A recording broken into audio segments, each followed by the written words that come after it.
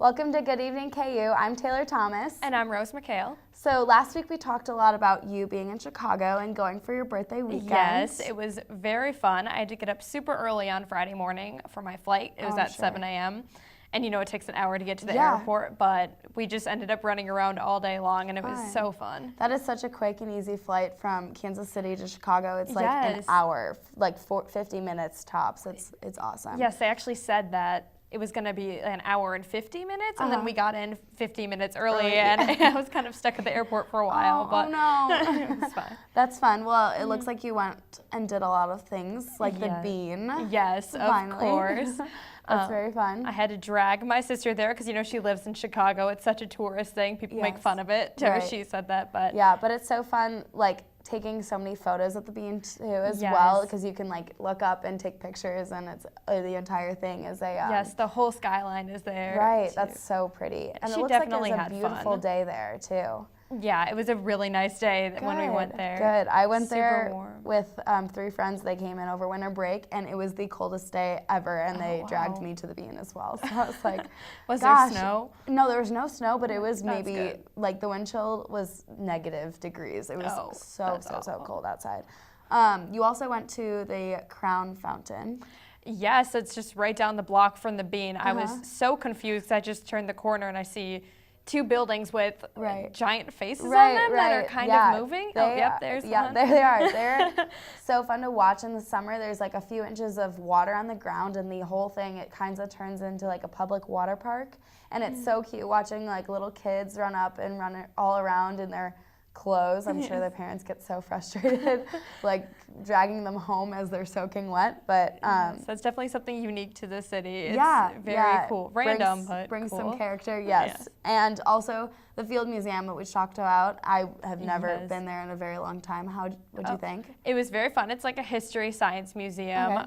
I kind of felt like a little kid because there's so many experiments and games you can do and whatnot. Yeah, super cool. That is so fun. So the weather was nice in Chicago. That is awesome. Yes, that never really very happens. lucky. Yeah, got there on a good weekend. So speaking of traveling, are you doing anything fun for spring break at all? Yes, I am going to Mexico with go. my sister again, and then my other sister and my mom. So that is that'll be such very a fun girls trip. That'll be yes, exciting. I'm very excited. Doing a lot of traveling lately. So I'm for spring break. I'm doing a girls trip as well. I'm going to road trip with a couple of my girlfriends. One of my friends has 9 siblings, so they're all most of them are older than her except for a few. So we're gonna go and travel. Maybe stop in Oklahoma for a few days. I think Georgia for a couple days. We'll see. Wow. Yeah, that'll be really fun. Road trips I love road trips. Right. Yeah, and I don't mind driving either. So it'll be I think the best part of road trips too is like the part being in the car, because that's like especially with all your friends, you can just play like really fun music and yes, very everything. fun. Also, so upcoming this week on Saturday, we have the KU basketball game. Yes, against Iowa State. A few of my cousins go there, so it's a big rivalry between us all the time. That's exciting. Also, it's senior night, so I'm sure a lot of people will tune in, and hopefully we have some nice weather this weekend. If people can't make it to the game, they can watch it from home and maybe put some TVs outside and watch it outside as well. Yes, of course. There's also controversy, though, going on with ESPN and the whole thing about how the Democratical caucus is the same day, the same time, and so they're frustrated about that. I bet I know. People Apparently, aren't going to know what to watch or maybe what to go to. There's supposed to be there's a Facebook group for what is it? Not a riot, but like they're like. I forget the name of it right now, but they never really showed up. And it was supposed to be in Moscow a few days ago, and it never really turned out. So I did not hear about that. It's very interesting. I wonder if that will happen in the next few days. Yeah, I know. We have to keep up on that. Have you registered to vote yet? Yes, I am registered in Minnesota, and about 2 weeks after I registered, I got jury duty. Oh my gosh, that is so soon. Oh my, that's crazy. But that's so fun. I'm not registered to vote, so I'll have to work on that soon. Well, that's all we have for today. Coming up next is Bella Without Borders.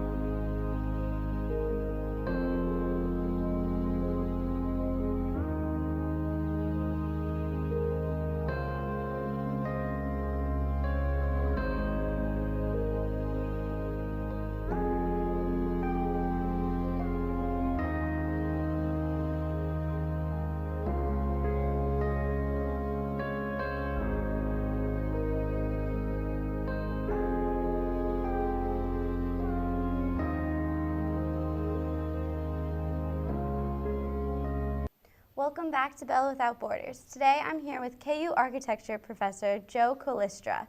So how are you today? Good, thank you. Thanks. So just to give a little background information, Joe used to actually be a professor over in Sharjah, which is the American university. That's so if you can tell our audience, how did you get into something like that? Sure. Well, I had been teaching at the University of Colorado, and an opportunity came up to teach as a visiting professor at the University of Sharjah, the American University of Sharjah, which is right next to Dubai. And my wife is from Iran, and so we had 2 little boys that had never met her family. It's very difficult for her family to come here to the U.S. So while we were in Sharjah, they were able to visit us quite a bit. Right. So how did you, get involved with Middle Eastern architecture? Did you always have a passion for that, or is that just, it just happened to be the case that you're going to Sharjah? Well, there's a lot of vernacular lessons from a place where people have lived in a brutal environment for tens of thousands of years. But right now, Dubai and Abu Dhabi are such places of excess. The oil money has really allowed for engineering marvels that has never been seen before. And so I think in some ways it's an exciting place, not only for the Arab Spring aspects, but also because of the new architecture coming out of that region. And for some people, what it represents, probably a metaphor for a new kind of freedom, and a freedom from the constraints of nature that used to regulate human habitation. Right. And now being able to have things like ski slopes indoors and the tallest building in the world makes for a different kind of landscape. Right. So you mentioned kind of those ski slopes and interesting things like that. What can you differentiate things that are like in Dubai and Abu Dhabi that may be different from, Roman architecture or what we see here in America? Well, what's interesting is that most of the architecture produced right now in the Middle East is by Western firms. So there's a lot of ideas from the West that have come in and sort of displaced ideas about what architecture is. You can still find vernacular examples if you look really hard, the Bedouin weaving and the tent structures of the nomads, and also the mushrabiyah screens that provide sun shading. So trying to look back at the vernacular ideas and incorporate those into the new architecture is really some of the things that you see more and more now in Abu Dhabi and Dubai, but it's still pretty rare. Right. So we were able to see kind of things like the wind towers and things such as sandstorms and the heat are really something that play a huge role in their environment. So how, do people, especially, Western companies, how do they know what to build for Dubai and Abu Dhabi? Well, one of the most important things is that it's a very, there's a lot of solar access, obviously. So solar panels, as you saw at Masdar City, which is a net zero city outside of Abu Dhabi, has an awful lot of solar panels. The problem with those type of sustainable strategies in the Middle East, though, tend to deal with dust. So having to dust off the solar panels almost daily because there's so much dust in the air becomes a real problem. So do you think architecture in the Middle East has kind of developed in a certain way, or has it pretty much maintained its Oh yeah, it's become much more westernized. In Sharjah and Dubai, the vernacular prototype was really the courtyard house, which allowed for a private compound to be shaded on all sides, and that has really moved away from a more private single-family home in a compound. And so it's almost the reversal of the figure ground in the relationship of the way that we inhabit the landscape now. It's changed quite a bit. Right. So do you think that there's any, worries of sustainability within, these kind of communities and, these developments of making things like the Burj Khalifa or things like that? Yes and no. I think more and more there's best practices in sustainability. I think the bigger issue is this a place we should even be inhabiting? There's so little water. The desalination of water is so energy intensive that there's really bigger issues about urbanization in the area and the kind of mass building that they're doing so fast. I think everyone is trying to build more sustainably, and in fact we can now do net zero buildings if we have the money for the systems. There's a new Estidama rating, which is sort of equivalent to the U.S. LEED rating that the UAE uses. But again, even so, it's sort of like putting a hydrogen cell in a Hummer. The buildings are so out of their context in that environment that it's no amount of sustainable strategies probably would make it a sustainable place to live. Right. Well, it was gorgeous going there. I'm really happy that I did. So is there anything else you'd like to add? No, thank you for having me. Yeah, thank you for joining us. That will finish up Bell Without Borders, and we'll be back right after the break. Where you go to college makes a statement about you. This place will become a part of you, your identity for life.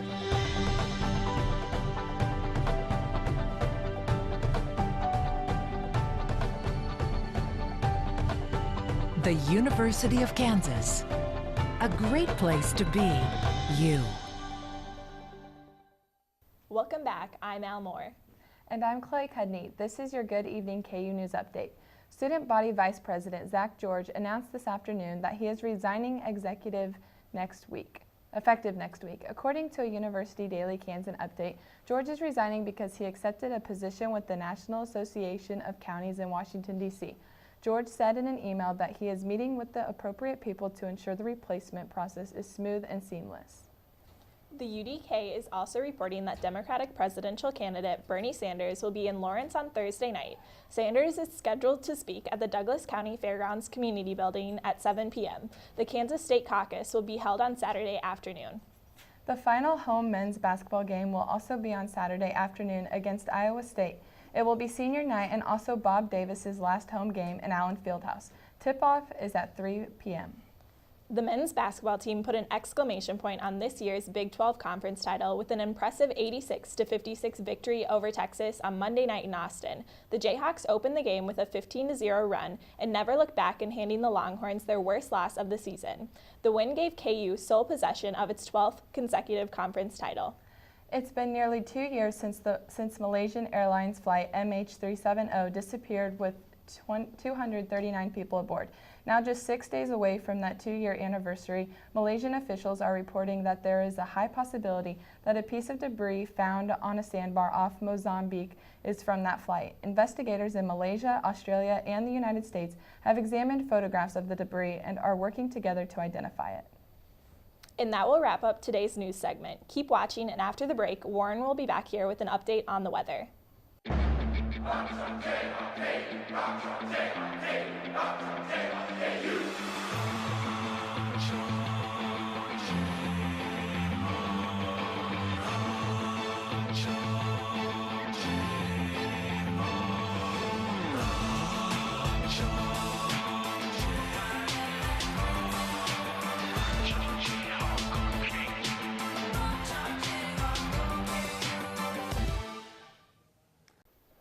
Good afternoon and welcome back. We have a very special guest outside, Bentley. Bentley, what's the weather looking like? Hey, I'm actually right outside of Anschutz. It's kind of windy out here, but it's much better than yesterday. It's not as cold, so that's nice. Yes, yeah. How are the winds? Are the winds dying down any? No, honestly, for some reason my hair is not as crazy as it was earlier, but it still feels just as windy. Maybe if I get in the wind, I can show you. I'm kind of hiding behind the wall right now, but it's still pretty windy out here. Well, you look a little cold. Luckily, today we have those warmer winds coming out from the south that warm the temperatures up a little. Great. All right, sounds good. Well, let's take a look at tonight's weather. All right, as we look into tonight, we luckily have a little chance of precipitation. It's been very dry. This is very much needed. As we approach our low 41 degrees tonight, we will see that chance increase a little, and it will die down. That chance will die down as we go into tomorrow morning. Tomorrow morning, as I said, those clouds will stay around for the early morning hours as we decrease the clouds and warm up a little to a high of 54 degrees. Should be all right. The winds will be around 15 to 20 miles an hour, will be kind of gusty like they were today. As we look into the 5-day forecast, as I said, tomorrow 54 degrees, Friday 62. A little warm up this weekend. Looking to Saturday, 64 degrees for the big game. Very comfortable standing outside weather. Shouldn't be too bad. As we look into Sunday, we also have a very good chance of some much needed rain Sunday, and we will warm up into Monday to hopefully see some of that spring thunderstorms as we usually see a little later in the month, but it's coming kind of early. All right, that's all we have for you today on this week's edition of Good Evening KU. Stay tuned, and we will be back next week, Wednesday, 5 o'clock.